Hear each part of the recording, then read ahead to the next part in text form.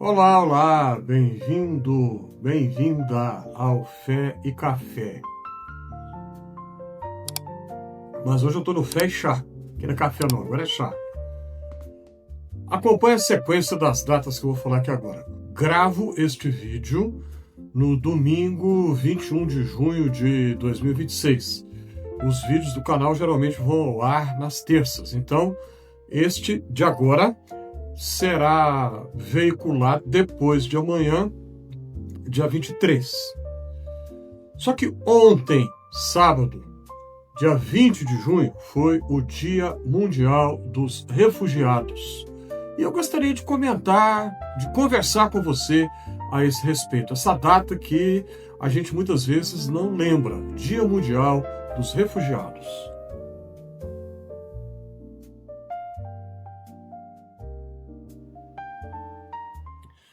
Você já parou para pensar que difícil é? Imagine a situação. Faz de conta, usa a sua imaginação, que acontece uma situação e você e a sua família têm que sair às pressas de onde vocês moram e tem que ir para outro país. Aí vocês chegam lá, é outra língua, tudo é diferente, cultura, clima, a estrutura da sociedade, e prestação de serviços, tudo é diferente. Que difícil. No entanto, existem milhões de pessoas nessa situação. Eu fiz uma colinha e vou ler aqui alguns dados para você. São números recentes fornecidos pela ONU, a Organização das Nações Unidas. Dados e informações agora de 2026. Presta atenção. Hoje, a ONU calcula que são 117 milhões de refugiados. Destes, 40%, ou seja, quase a metade, tem no máximo 18 de idade. Ou seja, quase a metade adolescentes e crianças. Não é preciso gastar muito esforço para pensar, para concluir que as crianças são as que mais sofrem. E por que isso? Bom, por motivos variados. Pode ser por uma calamidade da natureza, por uma guerra civil, ou por outro tipo de guerra, né? Um país que invade o outro. Pode ser por perseguição religiosa, pode ser por motivo de mudanças climáticas. Muitas são as causas que fazem com que pessoas sejam deslocadas das terras onde viveram muitos anos e os seus antepassados viveram ali também e tem que sair. Que difícil, que situação mais complexa é essa? Você já parou para pensar, já prestou atenção no fato que o tema dos refugiados é importante na Bíblia? Isso mesmo. Este tema é importante na Bíblia. Logo no Gênesis, o primeiro livro, nós lemos a respeito da história de Jacó, patriarca, sua família numerosa, ele tem 12 filhos e uma filha, né, de 4 mulheres diferentes, e acontece uma seca, e eles têm que sair de onde estão e ir para o Egito. O relato do Gênesis nos mostra que era outra língua, uma situação, enfim, totalmente diferente, outra tradição religiosa, e difícil, né? Muito complicado isso. Séculos mais tarde, nós vamos encontrar, coincidentemente, o mesmo país, no caso o Egito, recebe outros imigrantes muito famosos. A chamada Sagrada Família. Maria, José e Jesus, menininho, bebezinho ainda, tem, fugindo da perseguição política do rei Herodes, eles têm que sair da sua terra ancestral e vão para o Egito.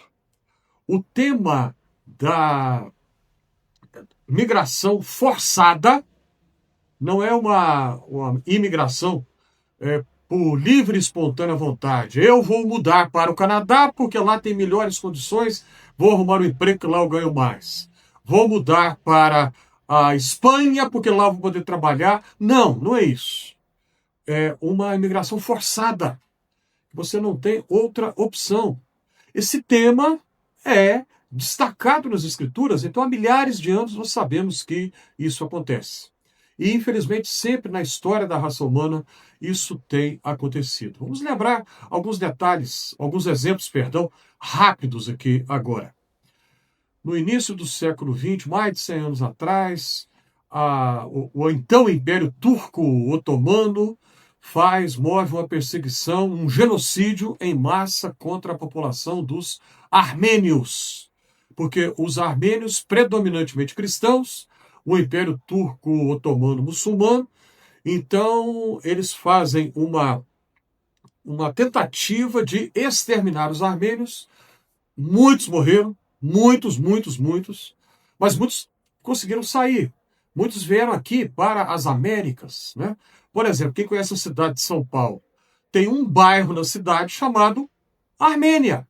A estação do metrô Armênia, né, que fica na linha azul.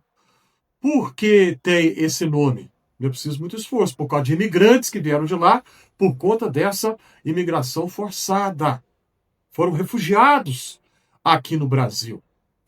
E tantos outros, quando a gente olha para a história do continente africano, quantas histórias de guerras civis, quantas histórias de invasão, né? Um país que invade o outro, e aí nós temos milhares que têm que sair, e aí você já deve ter visto alguma cena, alguma reportagem de campos de refugiados. Eles ficam ali em tendas, as Nações Unidas procuram dar assistência, existem entidades que procuram dar algum tipo de ajuda àquelas pessoas, porque elas ficam em um não lugar, porque estão na fronteira entre dois países, tem que sair do seu país de origem, mas só podem entrar no outro país se o governo daquele outro país permitir que isso aconteça. Vimos isso agora recentemente com os palestinos, né? A situação lá de Israel, né? O massacre lá em cima dos palestinos, e aí aquela situação tão delicada, tão difícil, tão traumática, tão dolorosa, né, de refugiados que não podem voltar para a sua terra ancestral e ficam pensando, será que nós vamos conseguir entrar em outro país? Será que o Egito, ou será outro país, vai nos receber? De novo, olha o Egito aí. Enfim, quantas vezes isso tem acontecido? Síria, lá no Oriente Médio, a Síria, que é citada na Bíblia tantas e tantas vezes, no Antigo e no Novo Testamento, a guerra civil, e quantos tiveram que sair e foram recebidos como imigrantes em outros lugares, né, mas foram refugiados. Eu gravo esse vídeo aqui em Belo Horizonte agora, conheci poucos anos atrás, antes da crise da Covid, eu conheci uma família de sírios aqui em Belo Horizonte que vieram como refugiados para cá. No caso, eles sírios cristãos. Existe uma minoria cristã naquele país. E conseguiram se estabelecer aqui e falando português, aprendendo português muito rapidamente. Enfim, vamos lembrar da situação do Haiti. Sexta-feira o Brasil jogou contra esse país, né? O país mais pobre das Américas, né? Das três. Quantos haitianos vieram como refugiados para o Brasil? Quantos? Eu mesmo conheci um em São Paulo, uma situação semelhante à dos sírios. Né? Conheci um haitiano que, em pouquíssimo tempo, já aprendeu a falar português e conseguiu um emprego, conseguiu se estabelecer. E, enfim, que bom, né? Que bom, que ótimo, graças a Deus por isso. Mas é sempre uma situação muito difícil, né? Para os que chegam, não sabem falar a língua. Eu soube de alguns que vieram do Afeganistão para o Brasil. Já pensou? Uma língua totalmente diferente, outro alfabeto, e tudo difícil.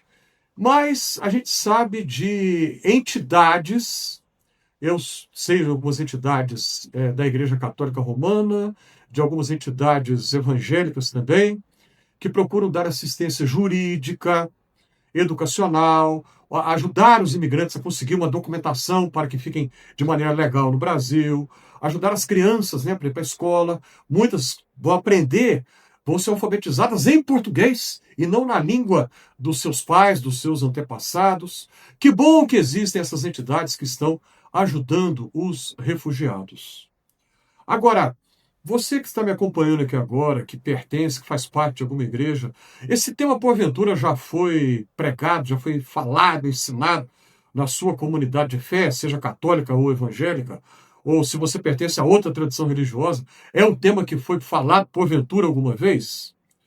Nesses tempos, nós temos visto aqui no Brasil muitos, né, que se apresentam e vão para as redes sociais e divulgam dizendo: eu sou cristão, nós temos os nossos princípios, vou votar esse ano no candidato que defende os, abre aspas, nossos princípios. Que princípios são estes? Aí quando você vai ver, é algo que na Bíblia é absolutamente periférico, algo que tem a ver com uma moralidade individual, uma microética, algo que na Bíblia não é nem sequer secundário, é terciário, quaternário, ou seja, que a Bíblia poucas vezes menciona, e aquilo que a Bíblia fala muito, com insistência, que a Bíblia repete o tempo todo, essas pessoas não falam. Não falam, não mencionam, como se isso não existisse, ou seja, falam do que a Bíblia não fala e não falam do que a Bíblia fala. Que inversão triste é essa? No Evangelho, Jesus apresenta o critério do julgamento.